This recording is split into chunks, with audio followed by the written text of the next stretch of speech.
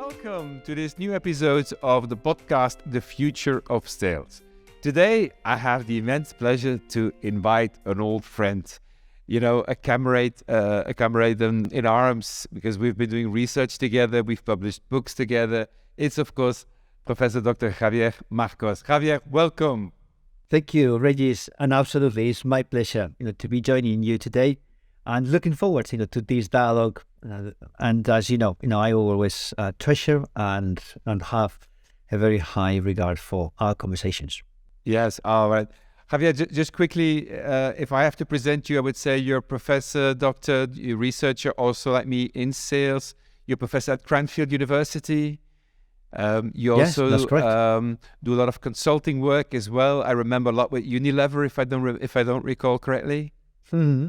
I had the pleasure to work for them, and Yes. I was retained as a consultant. And I have, one of the very few, UK professors in strategic sales. So it is. I think, a testimony that sales is becoming fundamental to business school and to management education. All right. Great to have you on, Javier. All right, let's get right into it. Javier, you remember, of course, 2014, we published a book, From Selling to Co-Creating, based on our research in those days about how sales is evolving. So I'd like to hear a little bit about today. What's the next phase? So if you look back to 2014, 2015, and you compare it with today, what are the big changes that you've seen? Yes, it was, it feels like yesterday, but it was already a few years ago. Yes, when we published the From Selling to Co-Creating, and then, the subsequent follow-up, sales management book. The first trend that I have seen changing, Régis, is whilst our markets continue to be very dynamic, the level of uncertainty, complexity, and disruption has fundamentally exploded. I probably would mention two obvious, reasons. One is, the shock that the pandemic brought about, and more recently, some of the geopolitical complex problems that we are experiencing that have direct effects on trading and therefore on global sales and so on and so forth. All right. Do you see any examples of how that affects sales in the UK? Yes, well, not just in the UK, but globally. Think about, for instance, automobile or car manufacturers. There are certain components that typically go into the car that now, are, in a very scarce situation. So the demand is far higher than the supply. And that means that if you're selling a car today as to a consumer, you may be getting the car 8-10 months later. I think that is, a vivid example. What we are seeing is that some of the highly globalized sectors now, as a result of these trends that we've just alluded to, are now moving towards localization. And you hear governments, for instance, talking about strategic industries. So I'm starting to see that although sales and the world in which we live is hyper-connected and global, there are increasing movements towards localization and dealing with local suppliers, customer relationships, which may bring a slightly different dynamics to certain countries. All right, interesting. And I'll make the link immediately to one of the previous podcasts we had, which was with Jonathan Berthe from RoboVision, and he also said, what I notice is that the sales cycles, the business cycles actually are much shorter.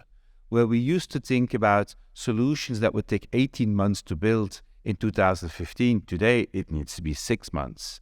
People don't know what's going to happen in 18 months. It's much, much shorter. So everything is almost strategic these days. Absolutely. Take the example of construction and construction products. If you now get a quote from a major manufacturer of construction products, that quote will be valid sometimes even for days. And that's something I have heard. Yeah. So concrete, steel, those products have very high volatility. Therefore, the way you forecast changes completely. And I believe that you're right. There are very interesting counter trends which seems that the time frames for planning are becoming even more reduced and shorter.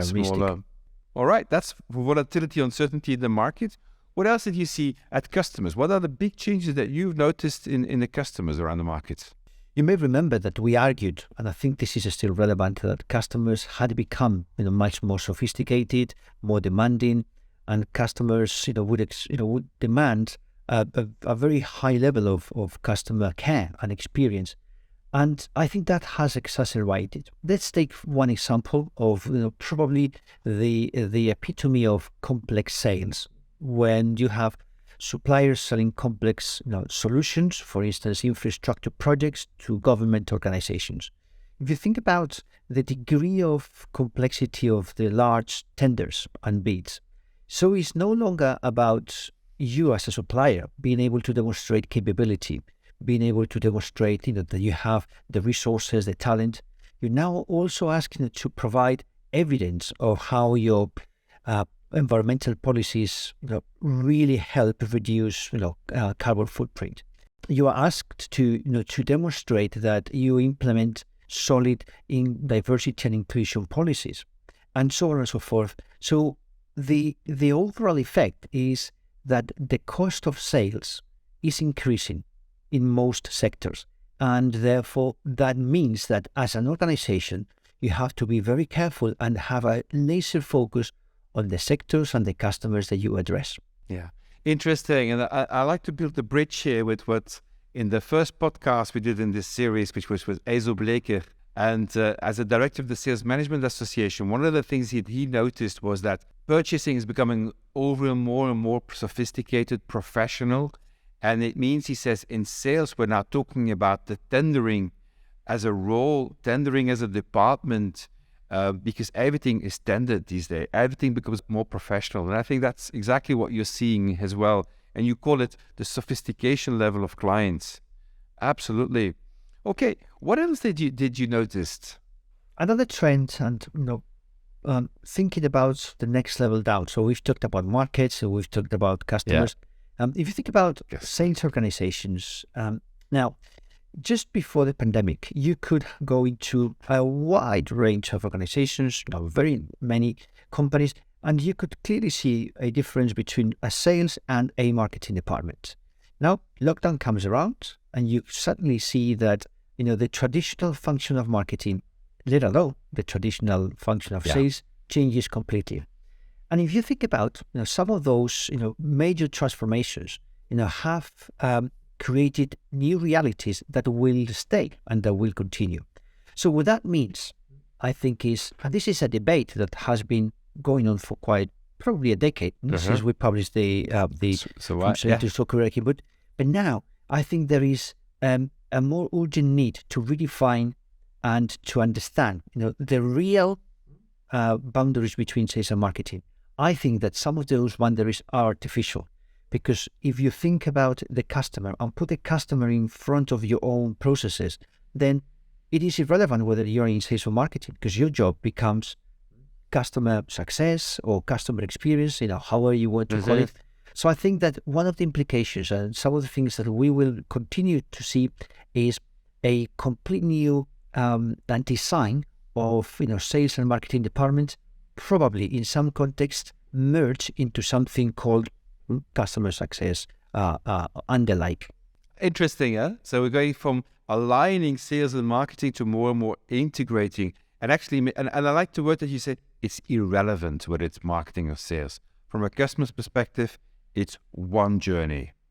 And we need to, and as an organization, we need to adapt to that. Absolutely. Absolutely interesting. And that ties into so many other speakers we had in the podcast already who noticed that acceleration as well and that integration between those two functions. Absolutely. All right. So we went from markets to customers. We went to the organization. Next level now. What's next? I would refer to the next level as the individual. Of course, everything happens around the individual. I think one of the things that won't change is that still people buy from people and people sell to people. But one reflection I'd like to bring, Régis, is if we go back to 2014, 2015, someone who was 15, 16 years old then is now coming into the market. So those young professionals And now the ones who are applying to jobs in sales and in business development.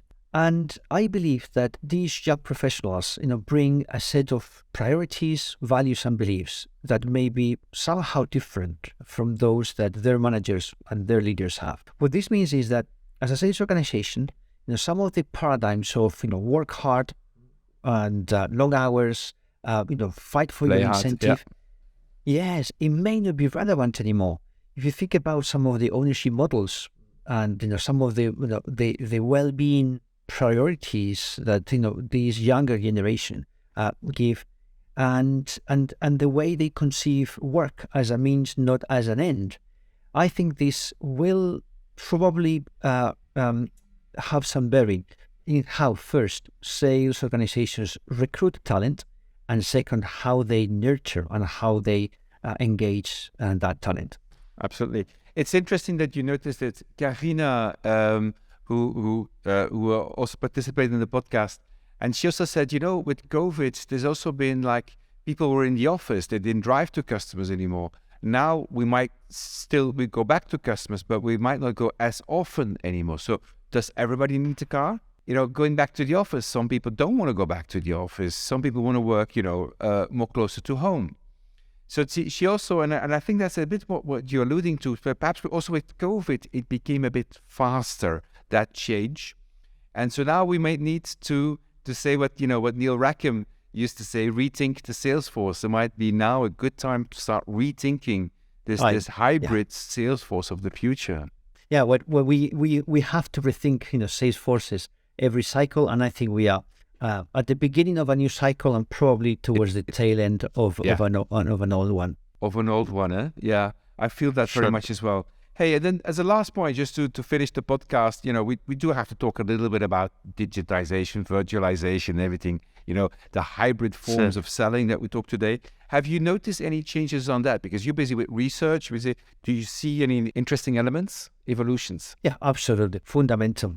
If you think about companies' products and offerings, just to give you an example, I recently installed solar panels at home, because I want to become a little bit more sustainable, and also, of course, to reduce the energy bill. And one of the key elements of the offering was not the inverter or the actual solar panels. It was the application I have on my mobile, where I can monitor the production and see how the system is working. If you apply that logic and you think about many of the interactions that we have with products and services, everything is now the service and the digital ecosystem in which it operates.